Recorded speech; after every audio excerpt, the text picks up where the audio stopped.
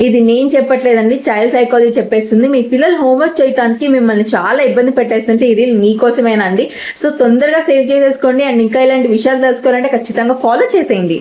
పిల్లలు హోంవర్క్ చేయకుండా ఉండటానికి 3 రీజన్స్ అయితే మెయిన్గా ఉంటాయండి.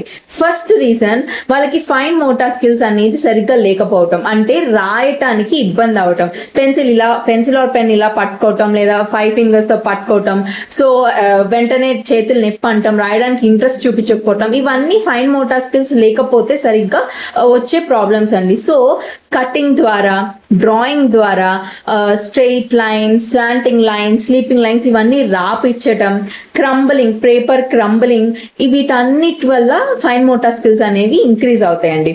అండ్ సెకండ్ థింగ్ ఏంటంటే, చైల్డ్కి టీచర్తో, వాళ్ళ స్కూల్ టీచర్తో ఎమోషనల్ బాండ్ ఎట్లా ఉండేది అని కూడా తెలుసుకోవాలండి.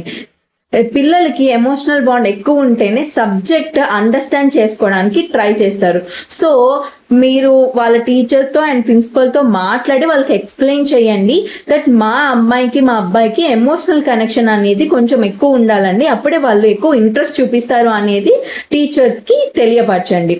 అండ్ థర్డ్ థింగ్, పిల్లలకి సబ్జెక్ట్ అర్థమవుతుందా లేదా అని, ఇది చాలా ఇంపార్టెంట్ అండి. కొంతమంది పిల్లలకి, ఫర్ ఎగ్జాంపుల్ మనం మ్యాథ్స్ తీసుకున్నాం అనుకోండి, వాళ్ళకి ఎడిషన్ సబ్ట్రాక్షన్ సరిగ్గా రాకుండానే మల్టిప్లికేషన్లోకి వెళ్ళిపోతారు.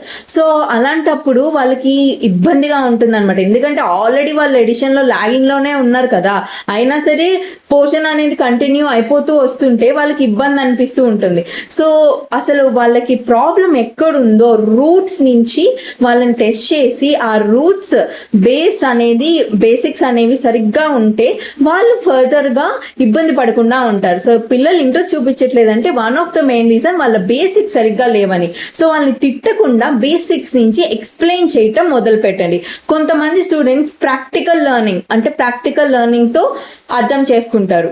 So try to explain in practical learning and request teachers, ఇట్లా మా బాబుకి కానీ పాపకు కానీ ప్రాక్టికల్ లెర్నింగ్లో చెప్పండి అని. సో అందుకే చూసింగ్ ది రైట్ స్కూల్ కూడా చాలా ఇంపార్టెంట్ అండి.